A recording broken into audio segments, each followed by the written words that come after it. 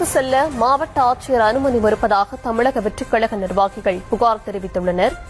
இதுவரை அனுமதிக்கப்படவில்லை என நீதிமன்றத்தில் முறையிட தமிழக வெற்றிக் கழகம் முடிவு செய்திருப்பதாகவும் தகவல் கிடைத்திருக்கிறது. விவரங்களை தர இருக்கிறார் செய்தியாளர் ஜெரி. விவரங்களை வழங்கலாம். வணக்கம். சட்டத்திற்கு புறம்பாக மாவட்ட செயலாளர் மதியழகன் காவல்துறை கைது நடவடிக்கையை மேற்கொள்வது எனவும், கரூர் செல்வதற்கு இதுவரை எங்களுக்கு அனுமதி வழங்கவில்லை எனவும், மாவட்ட ஆட்சியரை பலமுறை தொடர்பு கொண்டு இதுவரை எங்களுக்கு சரியான பதில் வரவில்லை எனவும் இதுபோன்ற முக்கிய குற்றச்சாட்டுகளை முன்வைத்து இன்று நீதிமன்றத்தை தமிழக வெற்றிக் கழகம் நாட